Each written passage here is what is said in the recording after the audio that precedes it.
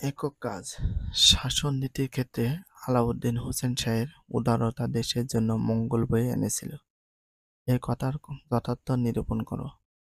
দলীয় কাজ: সুলতান নুসরাত শাহের রাজত্বকালের জনহিতকর কার্যাবলী ও স্থাপত্য কীর্তি সময়ের একটি তালিকা প্রস্তুত করো। আফগান শাসন ও 12 ভূঁইয়া 1538 থেকে 1576 সাল। 1538 সালে আরব পারস্যের অভিজাত মুসলমানদের হাতে প্রতিষ্ঠিত বাংলার স্বাধীন সুলতানি যুগের অবসান হলে বাংলাকে একে একে অন্যান্য বিদেশি শক্তিসমূহ গ্রাস করতে থাকে। 1538 সালে আরব ও পারস্যের অভিজাত মুসলমানদের হাতে প্রতিষ্ঠিত বাংলার স্বাধীন সুলতানি যুগের অবসান হলে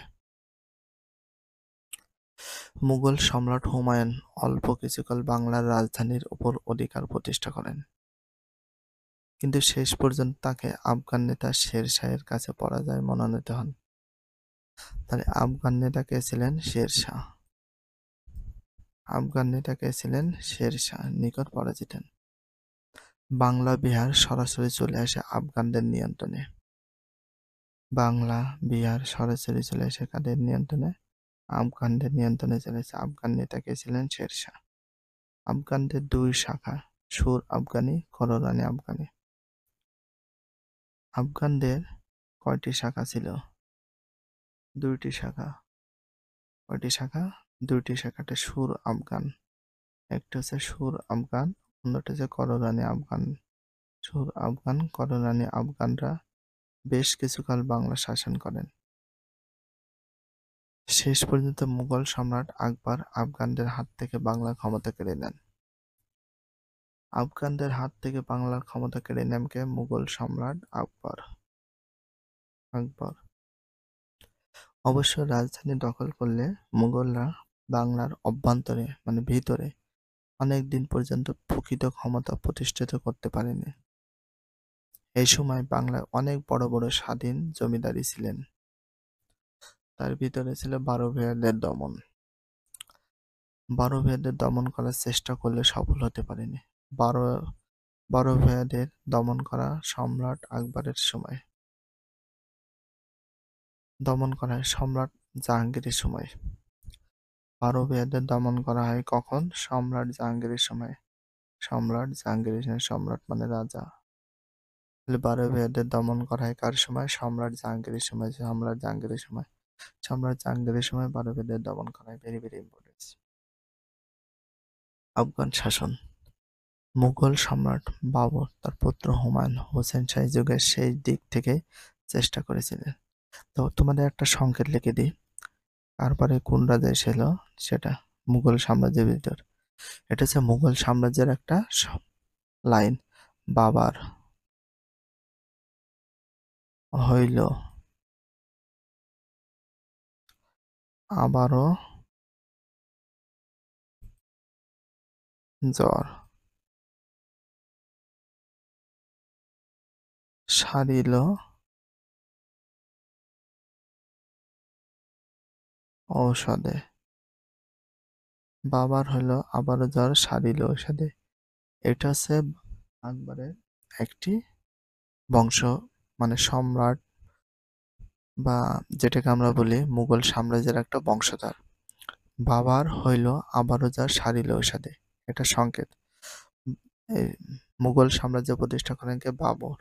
বাবরের পুত্র হুসাইন, হইলেতে হুসাইন, আতে আকবর, বর্গীজাতে জাহাঙ্গীর, সারিলেতে শাহজাহান, আর ওষুধে আওরঙ্গজেব। এটা মনে রাখবা। মুঘল সম্রাট বাবর তার পুত্র হুমায়ুন শাহী যুগের সেই দিক থেকে চেষ্টা করেছেন বাংলাকে মুঘল অধিকারে নিয়ে আসতে। তাহলে বাবরের পুত্র ছিল হুমায়ুন, আর হুমায়ুনের পুত্র ছিল আকবর, আকবরের পুত্র ছিল জাহাঙ্গীর, জাহাঙ্গীরের পুত্র ছিল শাহজাহান, শাহজাহানের পুত্র ছিল আওরঙ্গজেব। ঠিক আছে? কিন্তু আফগানদের কারণে মুঘলদের এই উদ্দেশ্য প্রথম দিকে সফল হয়নি। আফগান নেতা শের খান। আফগান নেতা কে ছিলেন? শের খান। শের খান। সুরের সাথে যুদ্ধে জড়িয়ে পড়েন সম্রাট হুমায়ুন। শের খান সুরের সঙ্গে যুদ্ধে জড়িয়ে পড়েন কে? সম্রাট হুমায়ুন। শের খানের পিতা হাসান খান। শের খানের পিতা হাসান খান সুর বিহারে অবস্থিত সাসারাম এলাকায় জায়গিরদার ছিলেন। পিতার মৃত্যুর পর তিনি জায়গিরদার হিসেবে নিয়োগ লাভ করেন। এই সময় বিহারের জায়গিরদার জালাল খান নাবালক বলে তার অভিভাবকের দায়িত্ব গ্রহণ করেন শের খান।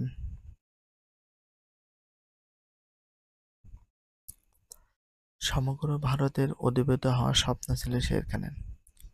সমগ্র ভারতের অধিপতি হওয়ার স্বপ্ন ছিল শের খানের। সমগ্র ভারতের অধিপতি হওয়ার স্বপ্ন ছিল কার? শের খানের। কার ছিল? শের খানের। এটা very very importance, very very importance. তাই গোপনে তিনি নিজের শক্তি বৃদ্ধি করতে থাকেন।